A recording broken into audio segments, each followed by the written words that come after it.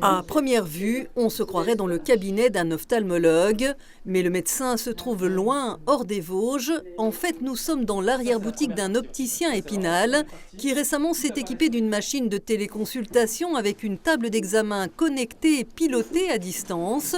Cette patiente peut ainsi réaliser un bilan visuel complet, guidé par visio par une orthoptiste qui transmet ensuite ces données aux spécialistes pour la délivrance d'une ordonnance validée par l'assurance maladie et les mutuelles. Il faut vraiment partir du principe que c'est un rendez-vous, un vrai rendez-vous d'ophtalmo, mais qui est fait dans le magasin.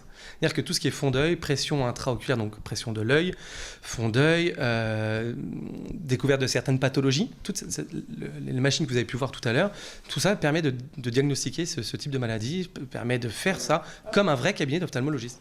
L'opticien a tout de même investi 164 000 € dans cette machine de haute technologie, auquel s'ajoute le coût des plages de consultation portées à 40 créneaux mensuels pour répondre à la demande. Carole, venue d'un village voisin, a obtenu un rendez-vous en quelques jours. J'ai du mal à avoir des rendez-vous ophtalmo.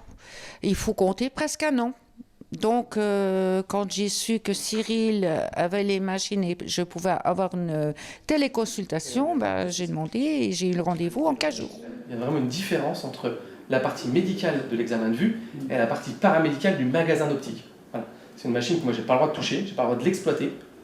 C'est l'ophtalmo qui est de l'autre côté, l'optométriste, qui eux ont les compétences et ont le droit de l'exploiter. Une téléconsultation à laquelle assistait le président vosgien et national des maires ruraux. Les Vosges font en effet partie des départements considérés comme un désert médical ophtalmologique.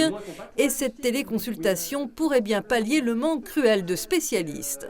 Donc ce qui est important, c'est qu'il y ait des réponses localement.